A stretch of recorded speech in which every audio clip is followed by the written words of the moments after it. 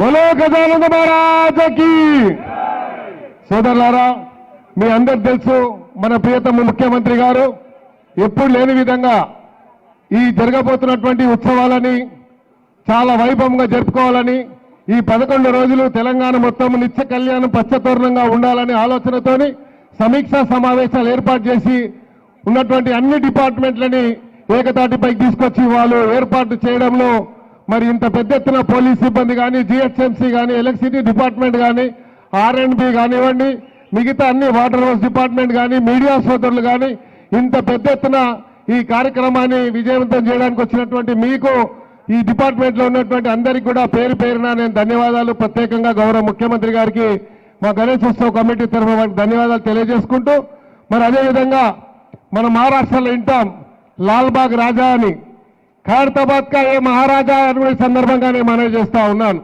ఈరోజు ఎక్కడో మీడియాలో ఇంటర్నేషనల్ మీడియా చూస్తూ ఉండే లాల్బాగ్ కా రాజా కా అని. आज हैदराबाद के अंदर, तेलंगाना के अंदर ये खैरताबाद का ये महाराजा है. आने वाले दिनों में खैरताबाद का महाराजा के नाम पे इसको हम बुलाएंगे. आने वाले दिनों के अंदर మహారాష్ట్ర కంటే కూడా గొప్పగా మనం తెలంగాణలో చేసుకుంటున్నాం. దీనికి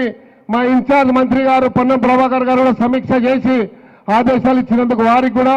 అనిల్ యాదవ్ గారికి, రోహన్ రెడ్డి గారికి, విజయ్ రెడ్డి గారికి, ఉత్సవ కమిటీ సభ్యులకు, సార్ మీతో చిన్న రిక్వెస్ట్, ఉత్సవ కమిటీ సభ్యులకు ఈ రోజే సమయం దొరుకుతుంది కాబట్టి వాళ్ళందరూ ఇక్కడ నిలబడి గ్రూప్ ఫోటో తీసుకోవాలనుకుంటున్నారు కాబట్టి వాళ్ళకి మళ్ళీ సమయం దొరకదు మీ అవకాశము. ఎందుకంటే ఇలాంటి ఉత్సవాలకు ఇంత పెద్ద ఎత్తున రావాలంటే